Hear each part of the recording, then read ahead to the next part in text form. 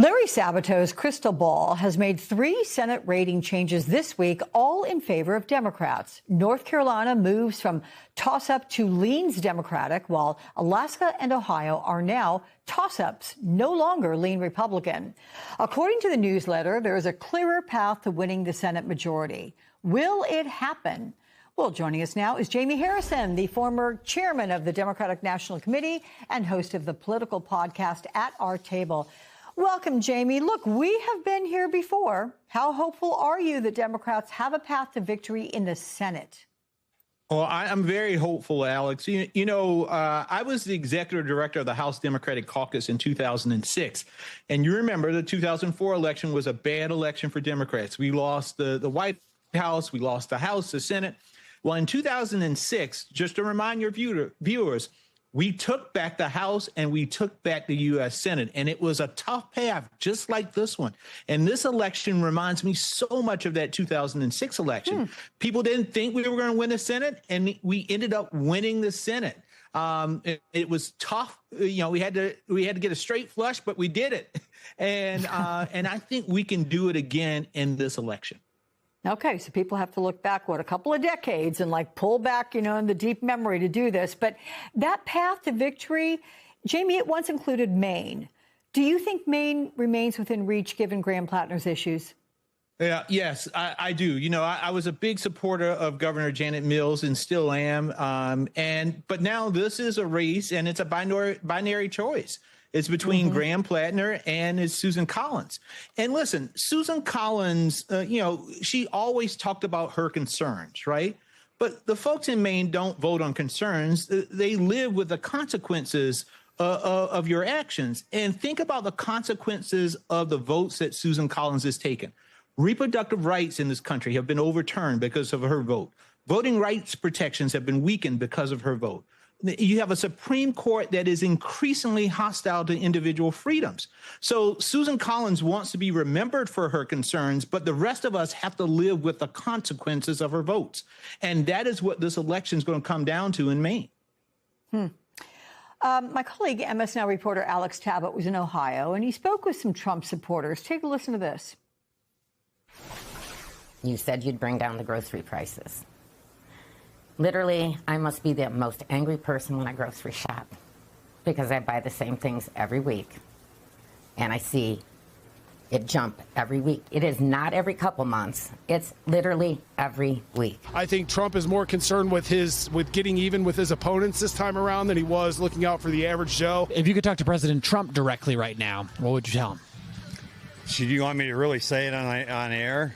I say, you. I don't mean to be disrespectful to any leader, but he's disrespectful to us, and he doesn't care. So I guess I'm a little bit frosty with that. Are there enough of these voters to flip the state? I believe that there are. Listen, if there's one state that I think people should watch on election night, and that's Ohio. I think in both that governor's race with Dr. Amy Acton going against Vivek Ramaswamy and in the U.S. Senate race with Sherrod Brown, I think Democrats are going to win both the governor's race and the U.S. Senate race in Ohio. And it's because of the fatigue with Trump. Yeah.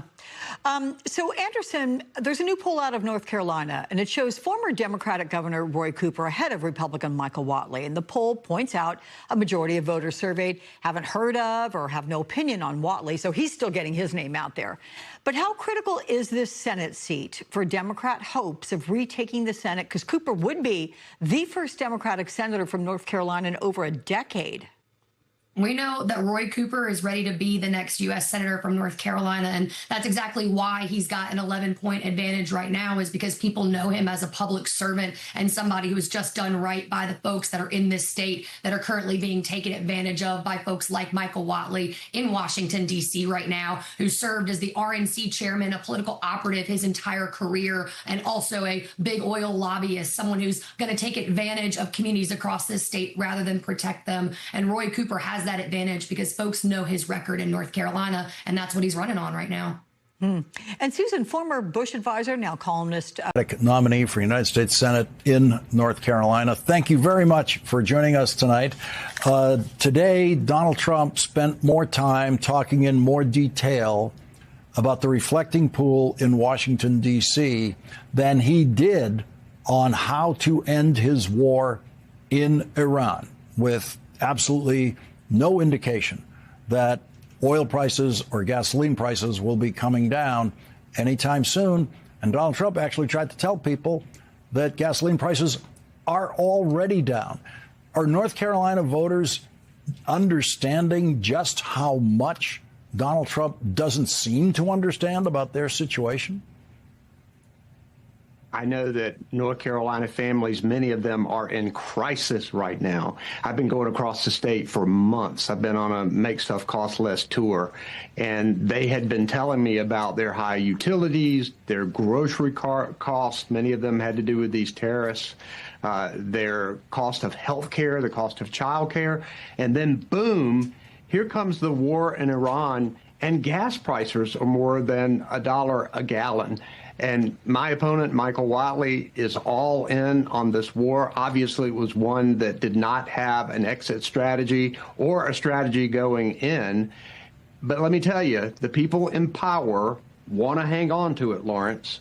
And they already, the Republicans and an outside group have already committed to more than $100 million here in North Carolina, particularly during the last 12 weeks, to try to convince the people of North Carolina I am someone I am not.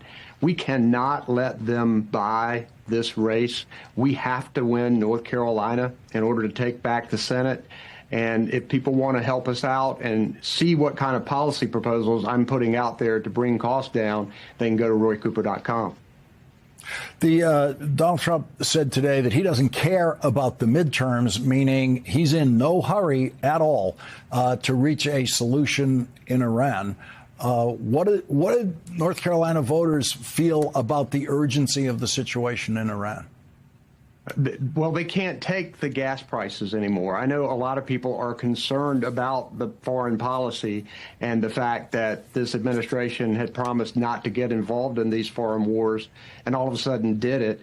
And they were concerned that this administration promised them that they deal with the cost of living on day one. Not only have they not done that, they've made it so much worse. Then they come out with this slush fund that is going to be paid for by taxpayers that's going to give money to these January 6th rioters. And when you think about what happened on that day and seeing people storming the Capitol and assaulting police officers, man, when I was Attorney General, we used to put those people away, not give them a payout. And my opponent, Michael Whatley, when a number of Republicans have at least run away from this idea, he said, no, I'm all in. You know, that's got to stop. And a lot of people in North Carolina are seeing that and are so frustrated that this administration not only is doing nothing about their cost of living, but it's actually taking actions to hurt the situation with the war in Iran, with the tariffs, with ripping away their health care, with the one big beautiful bill. They've had enough of it. They want a course correction for our country, and we need to step up and make sure we win North Carolina with this Senate race. And as I've told you, Lawrence, North Carolina hasn't elected many Democrats to the Senate. Our last Democrat was 2008. We've only had 2 Democrats elected to the Senate in almost 40 years, and both of them were one term. And oftentimes, even when Democrats have had leads, Republicans have come on at the end because they buy so much TV time. We've got to stand up and make sure that doesn't happen here in North Carolina. We got to take back the Senate. Roy Cooper, 2 seats. Democrats are going to keep 2 seats in Texas, probably, that Republicans want to draw.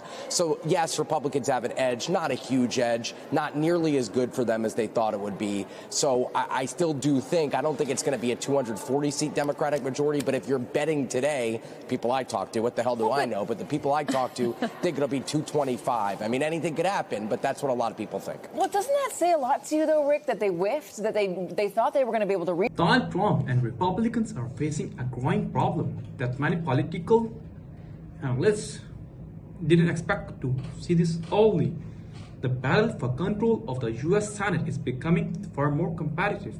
Just a few years ago, Republicans felt confident about holding the Senate seats in states like North Carolina and Ohio. Democrats had struggled to win statewide federal races in many of these states, making a Republican Senate majority seem relatively secure. But recent election focused are telling a different story. Several non-partisan political rating organizations have shifted important races toward Democrats. Contests that were once considered toss-ups are now leading Democratic, while others are becoming increasingly difficult for Republican candidates. This is creating a major challenge for the GOP. Instead of focusing on expanding their Senate majority, Republicans are being forced to defend seats they previously assumed were safe. What's especially surprising is how dramatically expectations have changed after the 2024 election. Most political observers believe Democrats have a realistic chance of retaking the House of Representatives. Very few thought that could seriously compete for control of the Senate anytime soon. At the time, the Senate map looked overwhelming favorable for Republicans. Many analysts expect the GOP to maintain control for years. Now, however, the political landscape appears to be shifting. If current trends continue, Democrats could find themselves with a genuine opportunity to flip the Senate much sooner than expected. And for Republicans, that possibility has become one of the biggest concerns heading into the next election cycle. As the race for control of Congress heats up, these Senate contests are quickly becoming some of the most important political battles in the country.